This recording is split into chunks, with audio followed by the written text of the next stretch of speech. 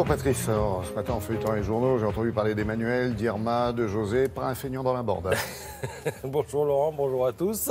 Il y a un vieux proverbe espagnol qui dit « Demain est souvent le jour le plus chargé de la semaine ».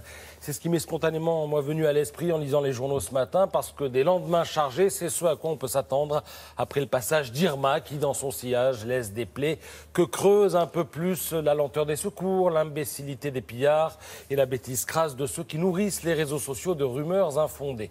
Demain, un jour le plus chargé de la semaine, ça n'est pas qu'une formule, il se pourrait bien que ce soit la plus basique des réalités.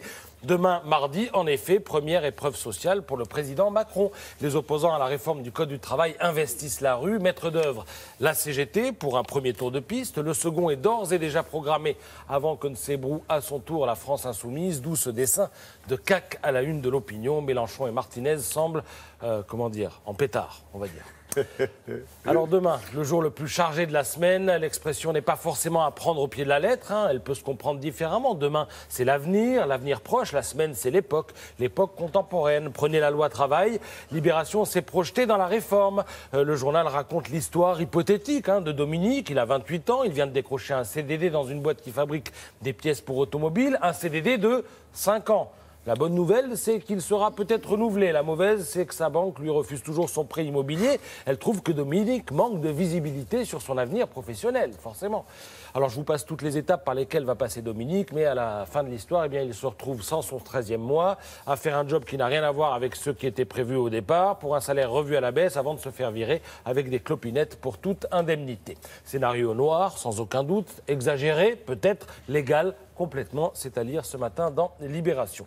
Alors demain, le jour le plus chargé de la semaine, si c'est le cas, je peux vous dire qu'aujourd'hui, c'est déjà demain, comme dit le slogan, et que ce n'est pas brillant, et que rien n'indique que ça va s'améliorer, en tout cas en ce qui concerne la circulation dans Paris. La ville version Anne Hidalgo tourne au remake du grand embouteillage, perte de temps, perte de calme, de clients, de fournisseurs, d'argent, de carburant, parce qu'au ralenti, évidemment, on gaspille. Les embouteillages coûtent une fortune, quelques 20 milliards d'euros selon le Parisien. Témoignage de Sébastien, patron d'une petite boîte d'électricité. Chacun de ses employés perd 90 minutes pour aller sur un chantier. Trouver un artisan à Paris est devenu compliqué et quand il se déplace, il ajuste le prix en fonction de l'endroit où vous habitez. Alors la conséquence, elle est aussi sur la santé. Le cortisol coule à flot. Le cortisol, c'est quoi? C'est l'hormone du stress. Tout ça se traduit par des maux de tête, de ventre, de dos. La Sécu, sans doute, nous donnera tôt ou tard des nouvelles de tout cela. Alors, il paraît que tout ça, c'est pour construire la ville de demain. Alors, méfions-nous de demain. Comme vous le savez, c'est le jour le plus chargé de la semaine, même si le pire n'est jamais sûr.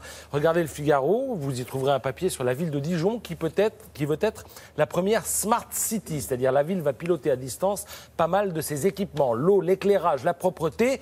Un exemple, on pourra par exemple savoir en temps réel et à distance quelles sont les places de parking libres en centre-ville. Oui, parce qu'à Dijon, on pense parking avant de faire la révolution. Donc je propose à Anne Hidalgo, maire de Paris, de se rapprocher de François Rebsamen, maire de Dijon. Il a peut-être 2 ou 3 choses à lui dire.